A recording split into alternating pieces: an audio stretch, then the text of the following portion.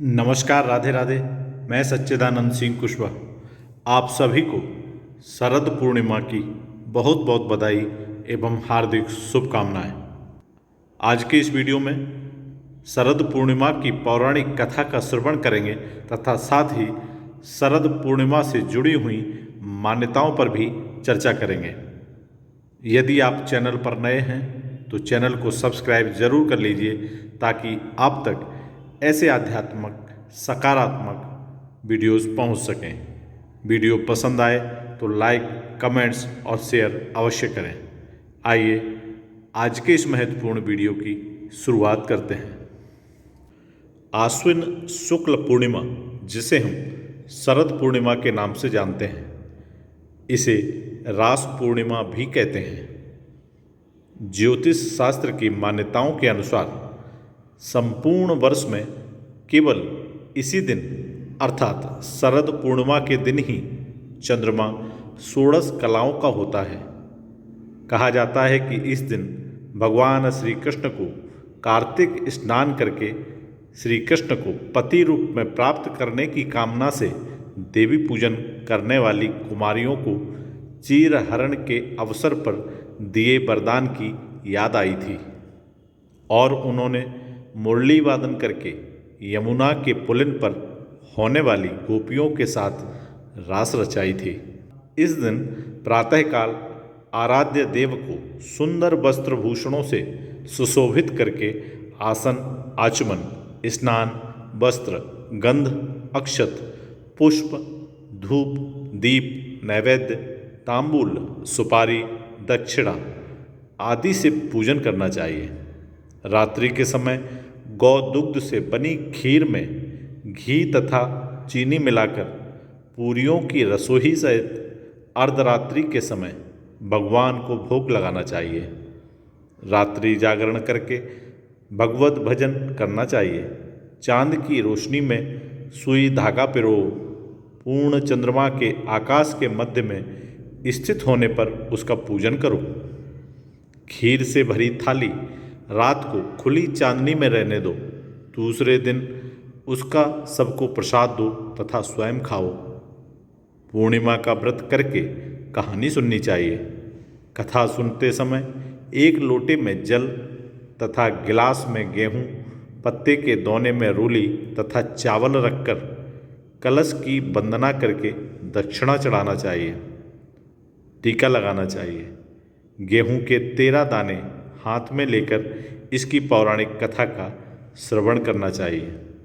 फिर गेहूं के गिलास पर हाथ फेर कर मिश्राणी के पांव का स्पर्श करके गेहूं का गिलास उसे दे दो। लोटे के जल का रात को चंद्रमा को अर्घ देना चाहिए।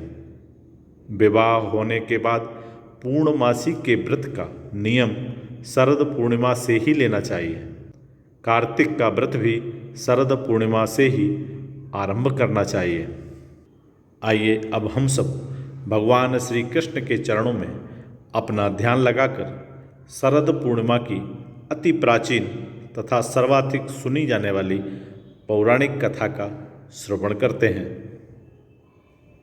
शरद पूर्णिमा की इस प्राचीन कथा के अनुसार एक साहूकार की 2 पुत्रियां थीं। दोनों पूर्णमासी का व्रत करती थीं। बड़ी बहन तो पूर्ण व्रत करती पर छोटी अधूरा करती थी।